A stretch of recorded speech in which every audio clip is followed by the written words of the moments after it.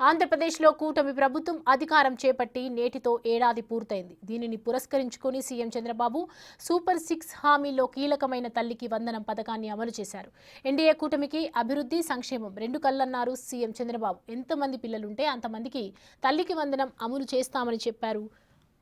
సంపద సృష్టిస్తాం, ఆదాయాన్ని పెంచుతామని ముందే చెప్పామని, పెంచిన ఆదాయాన్ని అభివృద్ధి, సంక్షేమ కార్యక్రమాలకు ఉపయోగిస్తున్నామన్నారు బాబు.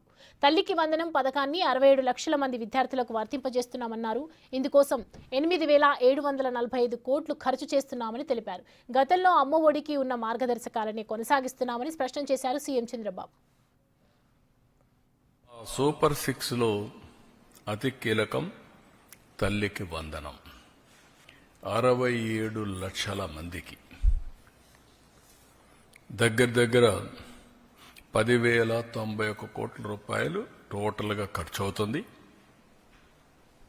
ఇందులో 1,346 కోట్ల రూపాయలు స్కూల్ డెవలప్మెంట్కి వెళ్తుంది.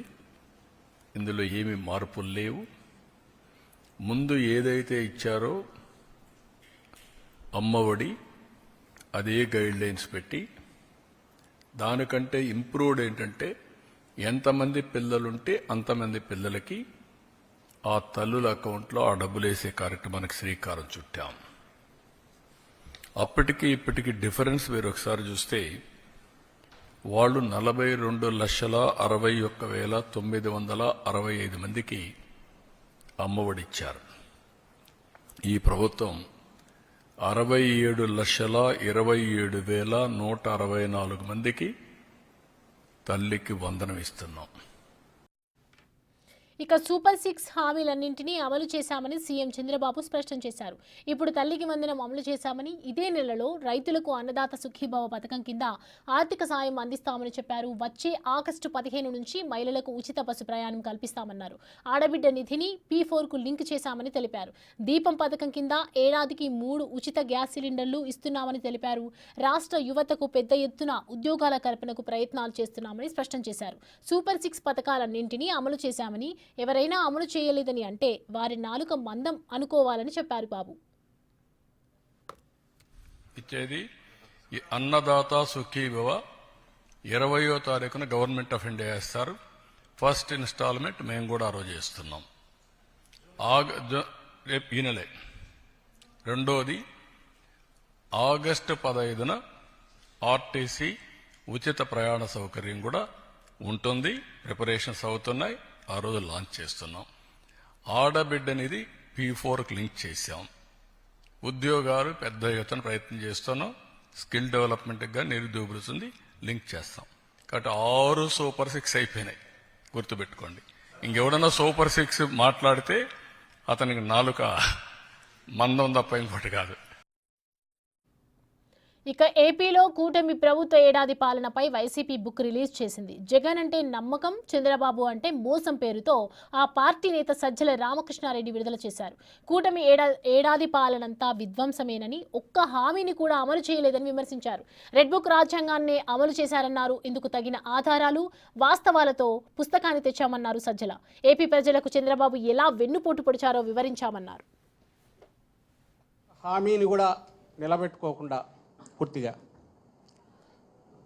అలవిగాని హామీలు ఇచ్చి భ్రమలో పెట్టి చంద్రబాబు నాయుడు గారు అధికారంలోకి వచ్చారు అని ముందు నుంచి చెప్తున్నాము. ఆచరణలో అదే జరగడం, పైగా ఎక్కడ గొంతు పెగలకుండా, నోరెత్తకుండా, క్వశ్చన్ చేయకుండా అన్ని గొంతుకలను రెడ్ బుక్ పాలన పేరుతో, రాజ్యాంగం పేరుతో తొక్కి పెట్టడం, ఈ రెండు, దాంతోపాటు ఆ మాటున అవినీతికి అడ్డగోలుగా తెరలేపడం పైనుంచి కింది వరకు. ఇవి జరుగుతున్నాయి అంటున్నాం. జరుగుతూ సంవత్సరం కూడా అయిపోయింది. సో ఏడాది సందర్భంగా వాళ్ళు పెట్టుకున్నట్టున్నారు ఈరోజు మాది బ్రహ్మాండమైన సుపరిపాలన అని.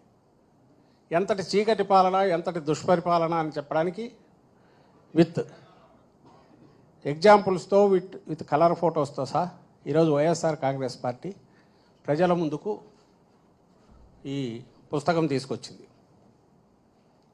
160 పేజీల దాకా ఉంది.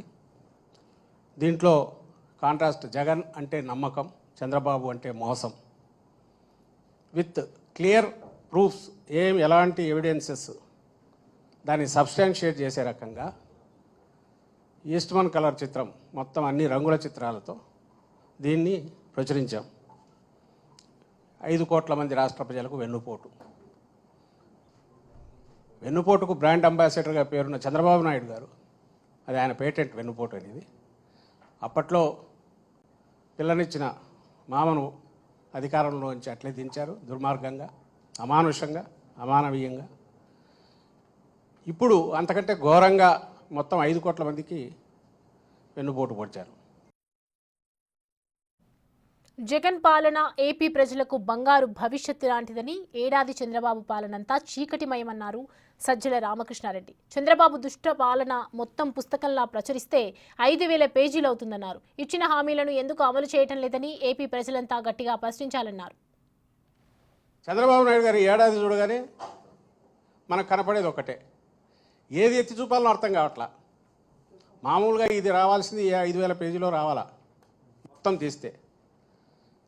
అంత అన్నిటికీ అర్థం పట్టలేము, అన్నిటికీ తీసుకొచ్చాడు పెట్టలేము కాబట్టి సంక్షిప్తంగా ఈయన నట్షల్ బ్రీఫ్గా తెస్తే 160 పేజెస్ అయినట్టుంది. ఆయన ఘనత చెప్పడానికి జగన్మోహన్ రెడ్డి గారిది ఎట్లయితే గంటలు గంటలు పట్టేదో, ఈయన ఎట్లా విధ్వంసం చేశారో చెప్పడానికి ఎంత చెప్పినా తరగదు. చంద్రబాబు నాయుడు గారు ఏడాదిలో చేసింది ఇది ఈయన సాధించిన ఘనత. పైగా ఒక్కటే, చంద్రబాబు నాయుడు గారు వెన్నుపోటు, బెల్ట్ షాపు, జన్మభూమి కమిటీ ఎట్లా వీటికైతే పేటెంటు వీటికి తెచ్చుకున్నాడు. డూబియస్ డిస్టింక్షన్ అంటాం. చెత్త పనులకో దుర్మార్గాలకో ఎవరన్నా ఘనమైన పేరు తెచ్చుకుంటే పోల్చేది. ఆయన కుమారుడు ఇప్పుడు రెడ్ బుక్ అనేదానికి, రెడ్ బుక్ అంటే ఎవరంటే లోకేష్ని ఆయన తెచ్చుకున్నాడు. ఈ ఘనత మాత్రం సాధించుకున్నాడు ఇద్దరు. ఈ డూబియస్ డిస్టింక్షన్. చట్టం లేదు, ఒక ప్రొసీజర్ లేదు, ఒక కన్వెన్షన్స్ ఫాలో అయ్యేది లేదు, అడ్డగోలుగా పోతున్నారు. అది మన కళ్ళ ముందు చూస్తున్నాం. సో వీటికి సంబంధించినంతవరకు ఈ ఇయర్లో జరిగినవి ఏదైతే మనం ఈ బుక్లో పెట్టామో, ఇది రాష్ట్ర ప్రజలందరికీ అందుబాటులో తెస్తున్నాం. ఈరోజు ఇక్కడ రిలీజ్ చేశాం. ఐ థింక్ రేపు ఇప్పుడు 1 or 2 డేస్లో జిల్లా కేంద్రాల్లో జిల్లా పార్టీ అధ్యక్షులు చేస్తారు. ఆ తర్వాత నియోజకవర్గ కేంద్రాలు, ఆ తర్వాత మండల కేంద్రాల్లో కూడా చేస్తాం. ఇక గుజరాత్ విమాన ప్రమాదంపై విచారం వ్యక్తం చేస్తూ ఏడాది పాలన పూర్తయిన సందర్భంగా నిర్వహించాలనుకున్న విజయోత్సవ వేడుకలను కూటమి ప్రభుత్వం రేపటికి వాయిదా వేసింది.